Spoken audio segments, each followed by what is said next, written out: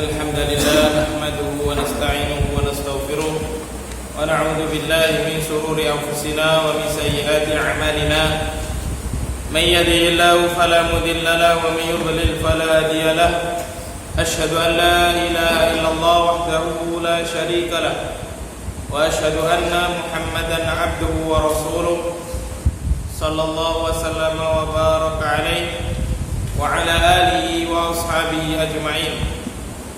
أما بعد قال رسول الله صلى الله عليه وسلم من يريد الله بخيرا يفقهه في الدين. Barang siapa yang Allah Subhanahu wa taala kehendaki kebaikan atasnya, maka Allah Subhanahu wa taala akan pahamkan dia dalam urusan agama. Disebutkan oleh Syekh Khalid Al-Juraisi hafizallahu taala, murid dari Syekh Muhammad Amin As-Sinkiti rahimallahu taala, beliau menyebutkan bahwasanya makna tafaqquh fid din di sini adalah ketika seorang itu belajar, maka hendaknya dia itu memahami. Jadi memahami apa yang dia pelajari. Jadi memahami apa yang dia pelajari, kemudian tujuannya atau hasil atau ringkasan dari apa yang dipelajarinya itu mengarahkan kepada sebuah permasalahan apa. Ini penjelasan yang kita tangkap dari Syekh Khalid Al-Juraisi hafizallahu taala.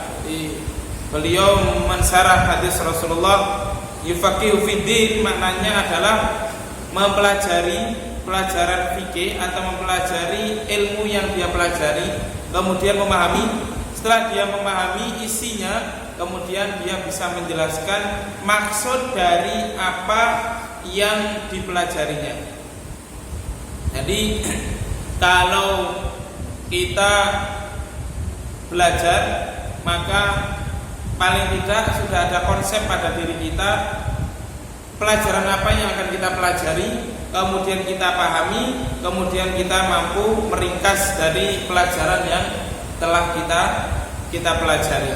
Ini adalah makna dari tafaqquh fid din, memahami atau faham dalam urusan agama,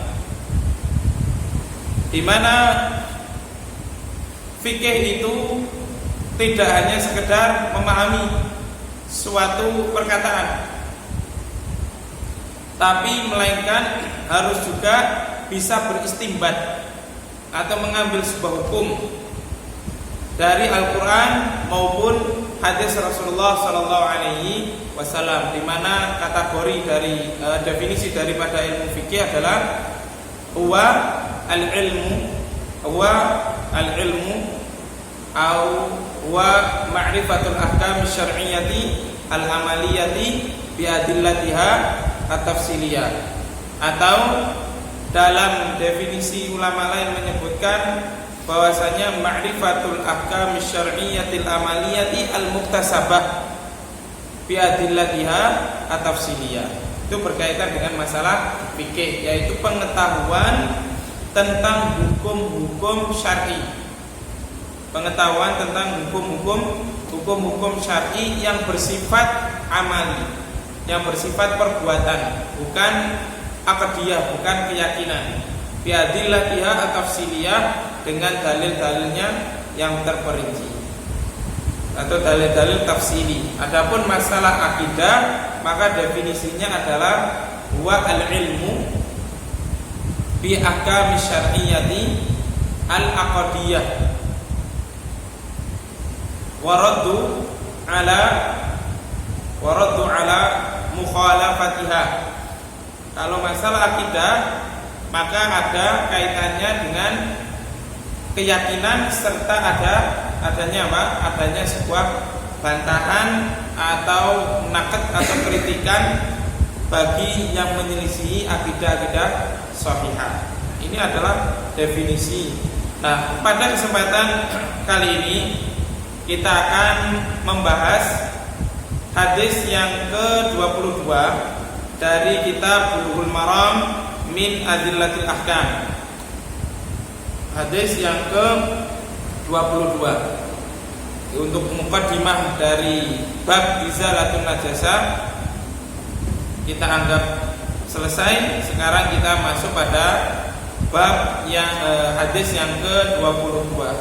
Silakan baca. Al-Asrul. Bismillahirrahmanirrahim.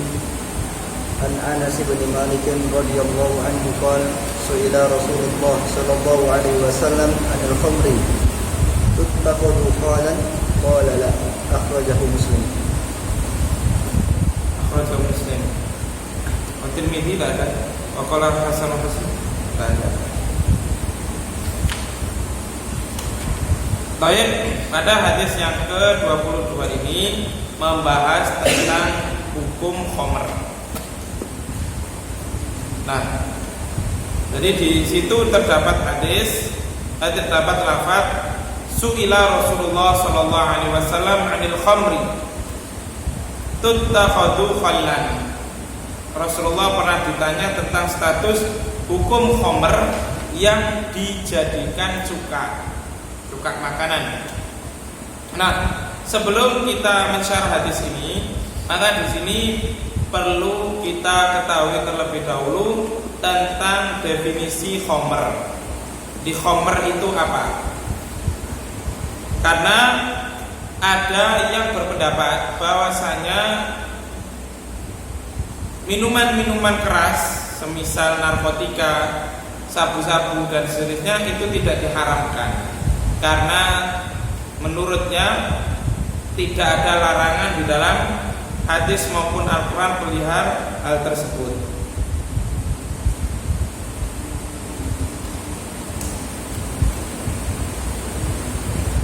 Definisi khamr secara bahasa, khamr adalah maknanya adalah buah anggur yang diperas.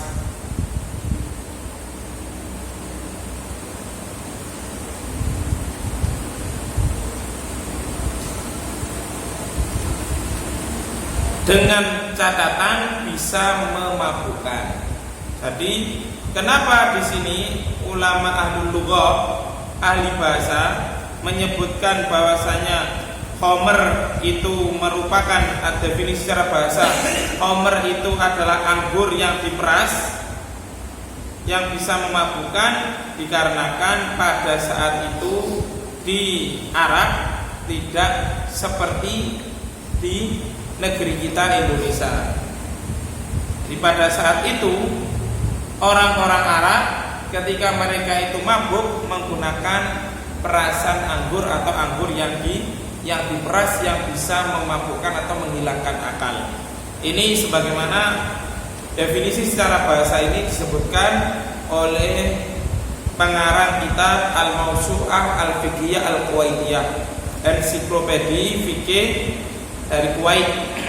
Ini tebalnya ada kurang lebih 46 jilid. Pada huruf Q di situ dijelaskan khamr adalah perasan anggur yang bisa memabukkan. Ini definisi secara bahasa. Adapun menurut Fairuz Abadi di dalam Qamus Al-Mufid,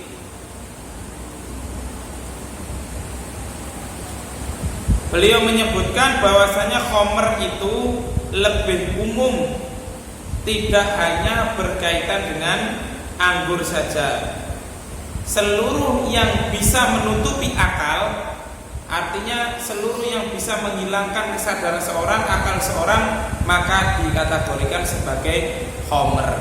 Maka dari definisi ini diketahui bahwasanya ketika di dalam makanan ada kandungan yang tidak sampai pada derajat memabukkan, maka tidak dikategorikan sebagai khamr. Karena catatan atau ilah daripada pengharaman khamr adalah syaratnya memabukkan. Maka kalau ada orang yang mengharamkan tape, ini keliru. Paham ya? Kalau ada orang yang mengharamkan tape, keliru. dengan alasan bahasanya tape itu ada unsur alkoholnya sehingga diharamkan. Ini adalah pendapat yang aneh. Kemudian ada jenis-jenis lain yang kadarnya itu ringan, maka tidak dikategorikan sebagai khamr. Paham? Ini diantara ada salah seorang yang mengharamkan tape. Orangnya ada di daerah Sidoarjo kalau tidak salah. Ini karena akibat dari pemahaman yang keliru.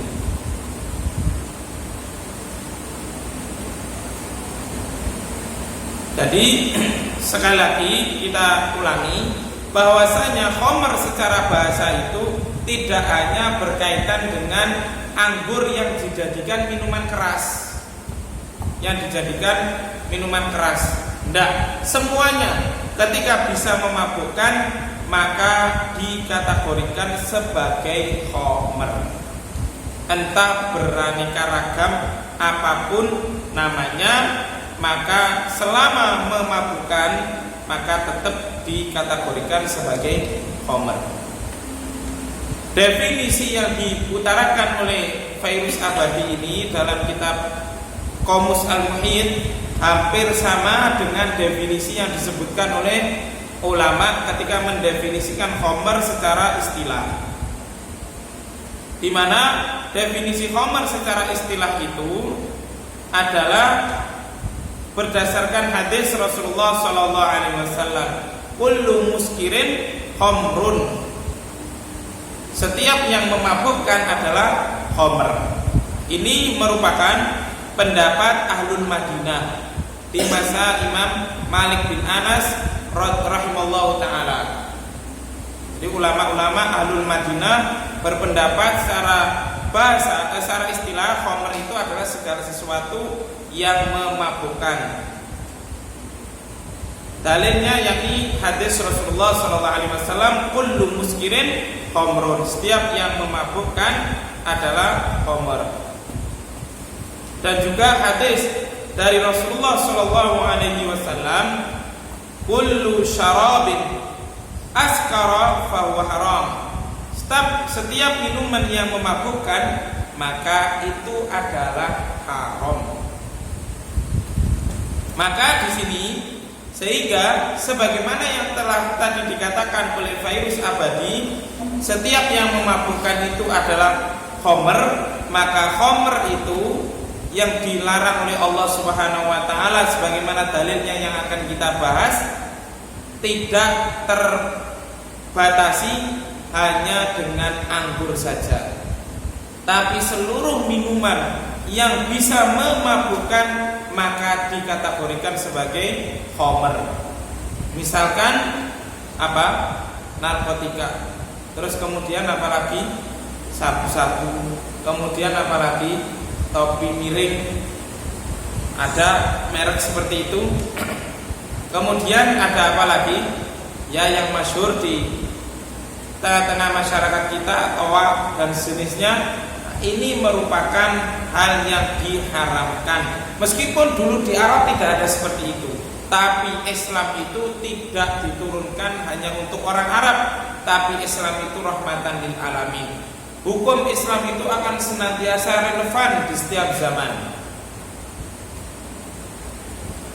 Di mana ada kaidah usul fikih, al-ibratu bi umumil lafaz la bi khususil sabab. Pelajaran yang terdapat di dalam Al-Quran itu dengan konteksnya secara umum, bukan karena sebabnya. Al-ibratu bi umumil lafaz la bi khususis sabab. Kalau kita hanya memakai sebabnya, maka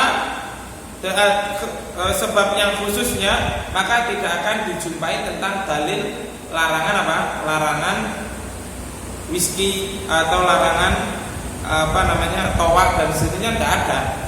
Dalam Al-Quran tidak ada. Tapi al-ibratu itu bi umumil lafaz.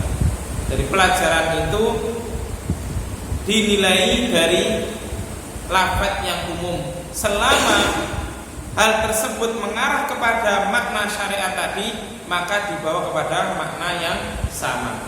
Sebagaimana pelajaran kita pada saat hari ini, setiap yang memabukkan maka dikatakan khamr dimanapun tempatnya dan apapun namanya, selama hal tersebut memabukkan maka haram hukumnya dikonsumsi. Rasulullah Shallallahu Alaihi Wasallam juga bersabda, "Amma ba'du ayyuhan nas, innahu nazala tahrimul khamri, wa hiya min khamsati minal inabi wat tamri wal asali wal hintah wasy'ir wal khamru ma khamara al aql." Kata Rasulullah Shallallahu Alaihi Wasallam,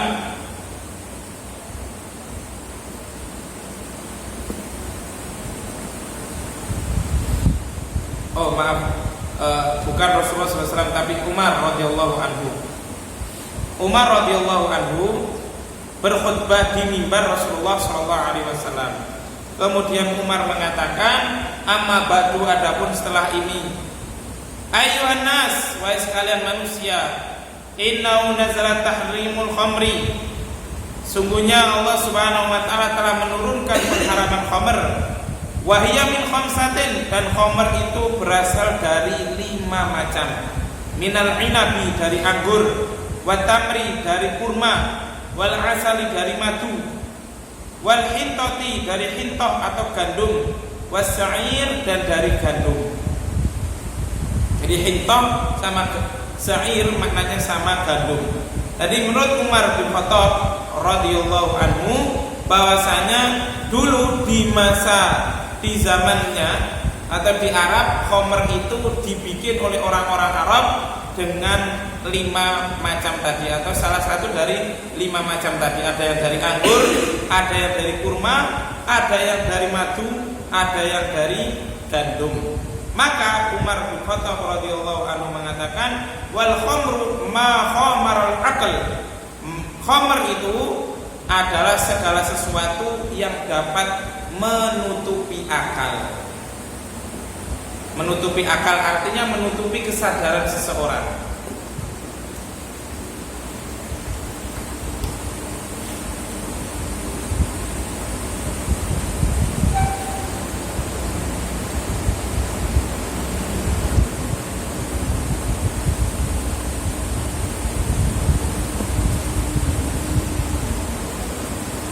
Adapun dalil tentang keharaman khamr sangat banyak sekali. Di antaranya Allah Subhanahu wa taala berfirman dalam surah Al-Maidah ayat yang ke-90 sampai 91, ya ayyuhalladzina amanu innamal khamru wal maisiru wal ansab wal azlam rijsun min amali syaitan fajtanibuhu la'allakum tuflihun. Innama yuridu syaitanu an yuqi'a bainakumul adawata wal baghdha'a fil khamri wal maisir wa yasuddakum an dzikrillah wa 'anis shalah fahal antum muntahun.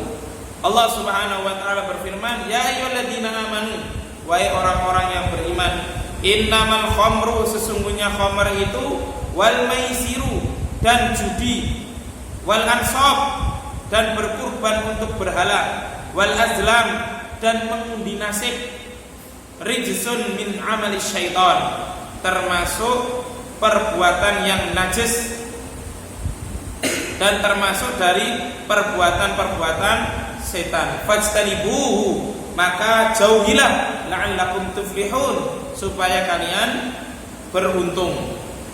Innama yuridu syaitanu an yuqi'a bainakumul adawata wal baghdha fil khamri wal maisir wa yasuddakum an dzikrillah wa 'anis shalah. Kata Allah Subhanahu wa taala, khamr dan perjudian itu menyebabkan orang saling bermusuhan.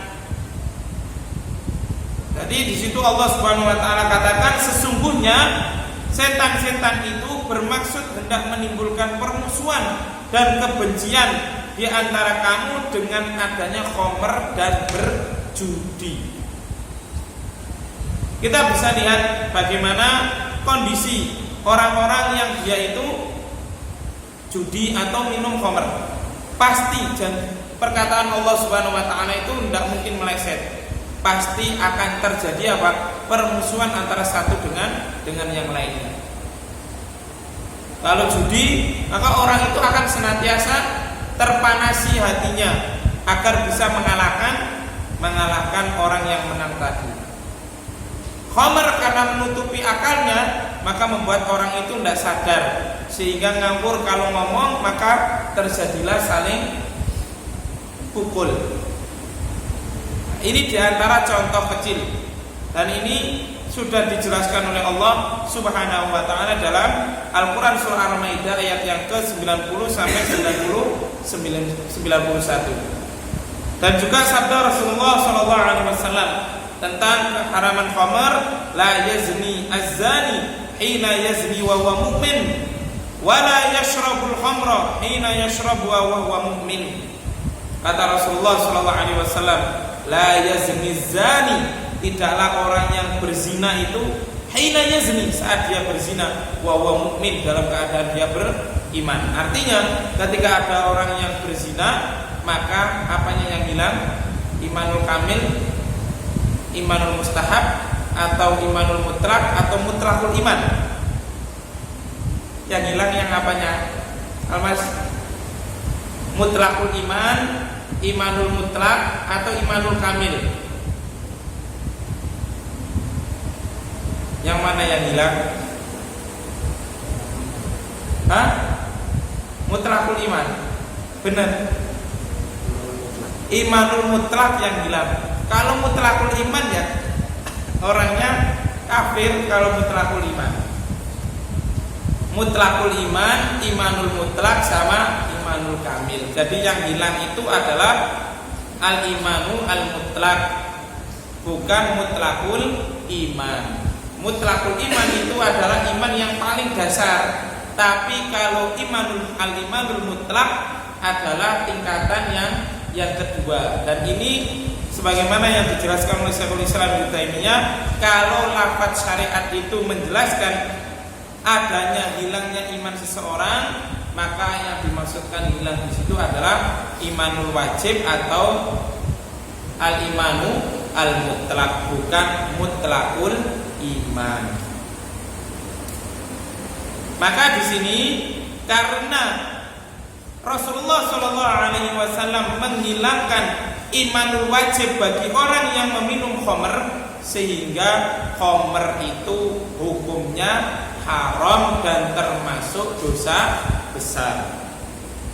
Wala yashrabul khamra hina yashrabuha wa huwa mu'min, dan tidaklah orang yang meminum khamr ketika meminumnya dalam keadaan beriman. Artinya imanul wajibnya atau al-imanul mutlaknya hilang. Nah, karena hilang berarti ini termasuk dosa besar, sehingga khamr itu diharamkan. Yang kedua, yang ketiga, dalil tentang larangan khamr, yakni Rasulullah Shallallahu Alaihi Wasallam bersabda, al-khamru ummul khaba'ith.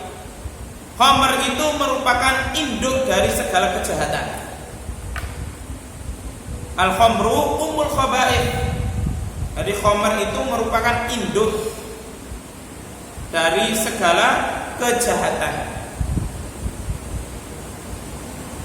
Tentu insya Allah kita pernah mendengar ada orang yang diberikan berapa? 3 tawaran: minum khamr, berzina, atau membunuh. Maka orang tersebut memilih yang mana? Yang pertama, meminum khamr. Karena dia memilih meminum khamr, sehingga ketiga dosa tersebut dilakukan semuanya. Karena dia minum khamr, mabuk, akhirnya dia berzina. Karena berzina sampai melahirkan anak, maka dia pun membunuh orang yang dizinainya. Inilah makanya disebutkan oleh Rasulullah, khamr itu ummul khaba'ith. Khamr itu merupakan induk dari kejahatan. Kemudian Rasulullah SAW mengatakan, faman syaribaha lam tuqbal salatahu arba'ina yauman. fa in mata wa ya fi batnihi mata mitatan jahiliyatan. Kata Rasulullah sallallahu alaihi wasallam, barang siapa yang dia itu meminum khamr, lam tuqbal salatahu arba'ina yauman, maka salatnya tidak diterima 40 hari. Fa in mata wa ya fi batnihi mata mitatan jahiliyatan, maka barang siapa yang mati dalam keadaan dia itu mabuk atau mendem, maka dia mati dalam keadaan mati jahiliyah. Famata mitatan jahiliyatan. Waliyadu billah. Dalam hadis lain Rasulullah SAW juga bersabda, al-khamru ummul fawahish. Khamr itu merupakan induk dari segala kekejian. Wa akbarul kabair, dan termasuk dosa besar yang paling besar. Man syaribaha waqa'a ala ummihi wa khalatihi wa ammatihi. Kata Rasulullah SAW, barang siapa yang dia itu meminum khamr, maka tidak menutup kemungkinan dia akan bisa menzinai ibunya, menzinai saudarinya, atau menzinai bibinya.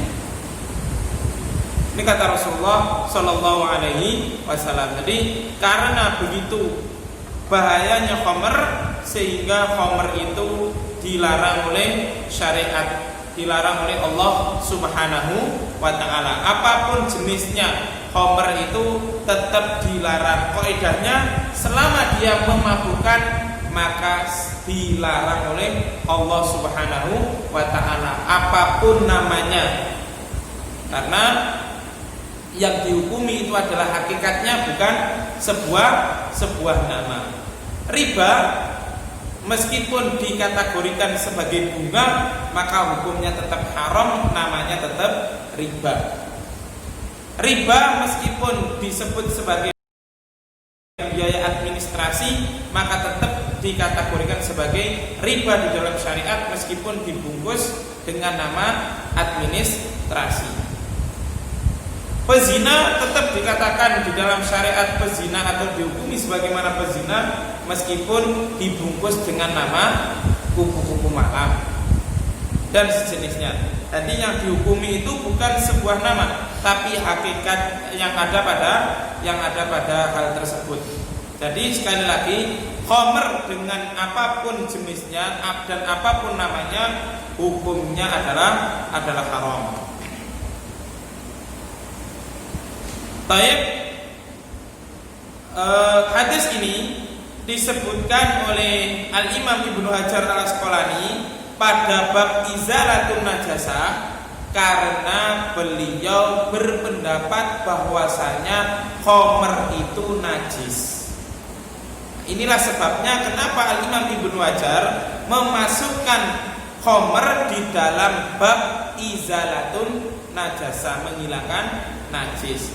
Jadi Al-Imam Ibnu Hajar berpendapat bahwasanya khamr itu najis. Nah, dari sinilah maka sebagian masyarakat kita yang ada di Indonesia ini, karena Al-Imam Ibnu Hajar Al-Asqalani itu adalah bermadzhab Syafi'iyah, maka tidak jarang kita jumpai adanya orang yang menganggap alkohol itu hukumnya najis. Karena alkohol itu memabukkan. Maka di antara dalil yang dipakai adalah apa yang disebutkan oleh Al-Imam Ibnu Hajar Al-Asqalani dalam kitab ini, kitab Bulughul Maram. Jadi kenapa Imam Ibnu Hajar memasukkan hadis ini di dalam bab menghilangkan najis? Karena pendapat beliau atau madzhab beliau atau statement beliau menganggap khamr itu hukumnya najis, sehingga dimasukkan pada bab menghilangkan najis. Wallahu ta'ala alam. Insyaallah hadisnya akan kita jelaskan pada pertemuan berikutnya. Untuk besok insyaallah kajian tafsir oleh Ustaz Nasib Ulwan untuk hari Rabu. Insyaallah mulai besok kajian tafsir juz amma, kitab yang ditulis oleh Dr. Firanda Andirja Hafidhullah Ta'ala, yang disampaikan oleh Ustaz Nasib Ulwan Hafidhullah Ta'ala. Mungkin sampai sini dulu. Ada pertanyaan? Kalau bertanya masalah tentang status alkohol, tidak saya jawab dulu, karena nanti akan kita bahas pada babnya. Wallahu ta'ala a'lam bissawab. Wal 'ilmu 'indallah. In uridu illa al-islaha mastata'tu wa ma taufiqi illa billah. 'Alaihi tawakkaltu wa ilaihi unib. Subhanakallahumma wa bihamdika asyhadu an la ilaha illa anta astaghfiruka wa atubu ilaik. Wa sallallahu ala nabiyyina Muhammadin wa ala alihi wa sahbihi ajma'in. Wassalamu alaikum warahmatullahi wabarakatuh.